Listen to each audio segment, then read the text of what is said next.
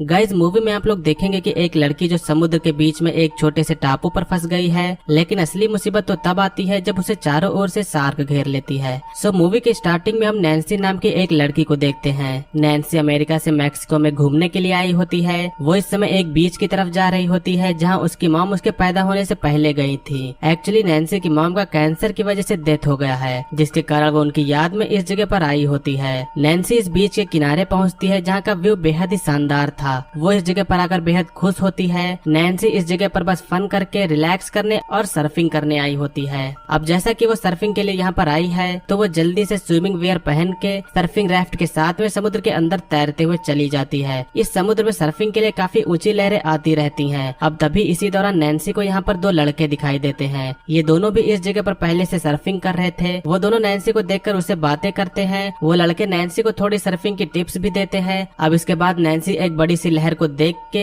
उस पर सर्फिंग करने के लिए चली जाती है। ये दोनों लड़के उसकी सर्फिंग को देखकर हैरान होते हैं और फिर वो दोनों भी अब उसे ज्वाइन करते हैं। तीनों लोग काफी देर तक सर्फ करते हैं और नैन्सी फिर जब थक जाती है तो वो समुद्र से बाहर आ जाती है। समुद्र से बाहर आकर वो अपनी छोटी बहन के पास वीडियो कॉल करती है। वो उसको बताती है कि वो मॉम के फेवरेट बीच पर है। अब इन दोनों के बातों के दौरान उसके डैड भी आ जाते हैं। नैन्सी के डैड उससे पूछते हैं कि तुम कहाँ पर हो। एक्चुअली नैन्सी ने अपनी मॉम की डेथ के बाद अपनी मेडिकल की पढ़ाई छोड़ दी और इसीलिए उसके डैड उसे वापस आने को कह रहे हैं। अब कुछ देर बाद फिर से नैन्सी वापस समुद्र में सर्फिंग के लिए जाती है। इधर वो दोनों लड़के काफी देर से सर्फिंग कर लेने के बाद वो यहाँ से वापस जाने लगते हैं। अब इस जगह समुद्र में नैन्सी अकेली बची है। अब तभी यहाँ अचानक से नैन्सी को पानी में कुछ होने का एहसास होता है, लेकिन ये बस कुछ डॉल्फिन्स थी। नैन्सी उन डॉल्फिन्स के पीछे जाती है और वो वहाँ देखती है कि एक बड़ी सी व्हेल मछली मरी तैर रही है। कई सारे पंछी और मछलियाँ उसके मांस को खा रहे हैं। उससे काफी गंदी स्मेल भी आ रही होती है। अब तभी फिर से पानी में कुछ हलचल होती है, जिसकी वजह से नैन्सी अपने सर्फिंग बोर्ड से गिर जाती है और कोई चीज नैन्सी को पानी के अंदर घसीटने लगती है। नैन्सी किसी तरह अपने आप को बचाकर उसी डेथ व्हेल के ऊपर चढ़ जाती है। वो देखती है कि उसे किसी चीज ने बहुत बुरी तरह से काटा है। खून भी काफी तेज बह रहा है, जिसके बाद वो उसे रोकने के लिए किसी चीज को अपने पैर पर बांधती है। उसे जल्द ही पता चल जाता है कि उस पर शार्क ने हमला किया था और वो यहाँ इस जगह पर अब फंस चुकी है। उससे कुछ ही दूरी पर किनारे में वही दोनों लड़के अपनी कार से निकलने वाले होते हैं। नैन्सी उन्हें हेल्प के लिए चिल्लाकर बुलाने की कोशिश करती है, मगर वहाँ तक आवाज नहीं जा रही थी, जिससे वो दोनों लड़के इस जगह से चले जाते हैं। नैन्सी पूरी तरह से यहाँ पर फंस चुकी है, लेकिन वो इस जगह ज्यादा देर नहीं रह सकती। अगल बगल उसके कई सारे शार्क्स हैं। अब तभी वो पास में एक छोटे से पत्थर के टापू को देखती है, जिसके बाद वो जल्दी से यहाँ से कूद कर उस टापू पर चली जाती है। नैन्सी का घाव बहुत ही गहरा है। वो देखती है कि उसके साथ में एक पंछी भी है जिसके पंख में चोट लग गई है और इस वजह से वो भी यहाँ से नहीं निकल सकता। नैन्सी अपने इयररिंग और दूसरी ज्वेलरी को निकाल कर घाव को किसी तरह सिलने की कोशिश करती है। इस चीज में उसे बेहद ही दर्द हो रहा होता है, मगर वो अपने ब्लड को कुछ हद तक रोकने में कामयाब हो जाती है। नैन्सी के पास इस जगह पर इंतजार करने के अलावा कोई और दूसरा चारा नहीं है। अब जल्दी कुछ समय में रात हो जाती है। रात हो जाने पर इस जगह पर ठंड भी बढ़ जाती है, जिससे नैन्सी अपने पैर में लिपटे हुए स्विमवेयर को निकाल कर पहन लेती है। नैन्सी के पैर की हालत कुछ ठीक नहीं लग रही थी। काफी देर से कुछ भी न खाने को मिलने के कारण उसे जब भूख लगती है तो नैन्सी अपने सामने केकड़े को उठा के उसे खाने की कोशिश करती है, लेकिन उस केकड़े का टेस्ट शायद अच्छा नहीं था, इसीलिए वो उसे थूक देती है। नैन्सी को उसके सामने सर्फिंग बोर्ड दिखाई देती है। वो उसे लाने का सोचती है और जब वो पानी में होते हुए उसे लेने के लिए जाती है तो तभी उसे शार्क दिख जाती है और वो जल्दी से वापस लौट आती है। नैन्सी अब तभी किनारे पर किसी आदमी को सोते हुए देखती है। वो आदमी जो था वो नशे की हालत में सो रहा था। नैन्सी उसे हेल्प के लिए बुलाती है। अब धीरे धीरे आवाज इस आदमी तक पहुंचती है, जिसके बाद में वो उठ के नैन्सी को हाय करता है। नैन्सी उससे हेल्प मांगते हुए उसके बैग में से मोबाइल से पुलिस को कॉल करने को कहती है। ये आदमी उसके बैग की ओर जाता है, लेकिन इस आदमी के इरादे तो कुछ और ही थे। वो उसमें से मोबाइल निकाल कर अपनी जेब में रख लेता है और पैसों को भी वो निकाल कर रख लेता है। अब जब वो आदमी यहाँ से जाने लगता है तभी उसे समुद्र में सर्फिंग राफ्ट दिखता है। वो इसको भी लेने के लिए पानी की तरफ जाता है। हालांकि इधर नैन्सी उसे पानी में आने से मना कर रही थी, मगर ये आदमी जैसे ही पानी में जाता है वही शार्क उस आदमी को बहुत ही बुरी तरह से मार देती है। अब 6 घंटे और बीत जाते हैं। किनारे पर वही गाड़ी आती है जिसमें पिछले दिन वाले दोनों लड़के गए थे। वो दोनों फिर से यहाँ सर्फिंग के लिए आए होते हैं। नैन्सी उन्हें भी समुद्र के अंदर आने से मना करते हुए बाहर जाने को कहती है, मगर उन दोनों को कोई भी आवाज नहीं जा रही थी। जिसके बाद में जैसे ही वो दोनों पानी में आते हैं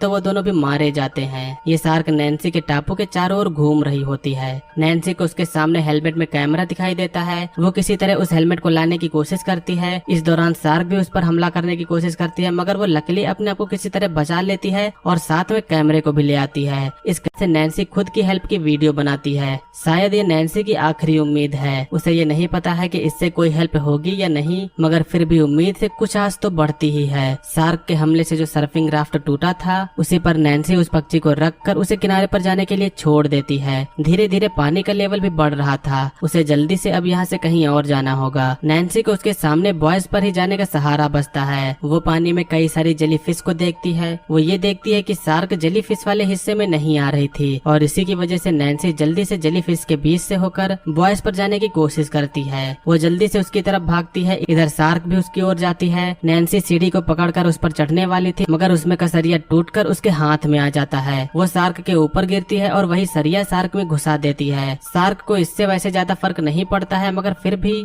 शार्क यहाँ से चली जाती है। नैन्सी अब उस छोटे से टापू से निकलकर इस दूसरे सहारे पर आ चुकी होती है। नैन्सी इसमें का टूल बॉक्स खोलने की कोशिश करती है। वो इसे खोलती है तो उसे इसमें एक फ्लेयर गन मिलती है, मगर उससे उसकी बुलेट्स पानी में गिर जाती है। नैन्सी पानी से बुलेट उठा के गन में लगा के चलाती है, मगर बुलेट भीग जाने के कारण फ्लेयर अच्छे से वर्क नहीं कर पाती। वो एक दो और फ्लेयर शॉट्स मारती है, मगर इससे कोई भी फायदा नहीं होता। अब तभी नैन्सी समुद्र के किनारे किसी बच्चे को आता हुआ देखती है। वो बच्चा जो था उसे वही हेलमेट मिल जाता है। वो उस हेलमेट पर लगे हुए कैमरे को देखता है, जिसके बाद में वो उस कैमरे के वीडियो को चलाकर देखने लगता है। वो देखता है कि किसी लड़की ने हेल्प के लिए मैसेज दिया है और वो इस समय भी वहाँ पर फंसी हुई है। इसे देखने के बाद में वो बच्चा सीधा अपने पिता को बुलाने के लिए जाता है। इस तरफ नैन्सी को लगता है कि वो बच्चा भी उसकी कोई हेल्प नहीं कर पाएगा, जिसके बाद में वो अपनी लास्ट उम्मीद को भी खो बैठती है। नैन्सी के पास अब हाथ पर हाथ धरे बैठने से कुछ नहीं होगा, जिससे वो खुद से ही कुछ करने का सोचती है। इस बार जब शार्क उसके पास में आती है तो नैन्सी उसे फ्लेयर गन को शार्क के ऊपर चला देती है। इस चीज से शार्क और गुस्सा हो जाती है, जिससे वो तेजी से उस पर अटैक करती है। इस पर अटैक करने की वजह से बॉयज गिर जाता है और वो शार्क उसी के नीचे फंस जाता है। नैन्सी यहाँ से निकलने लगती है और इस तरफ वो बच्चा अपने पिता को बुला लाया होता है। ये वही आदमी होता है जिसने नैन्सी को कार से यहाँ लाया था।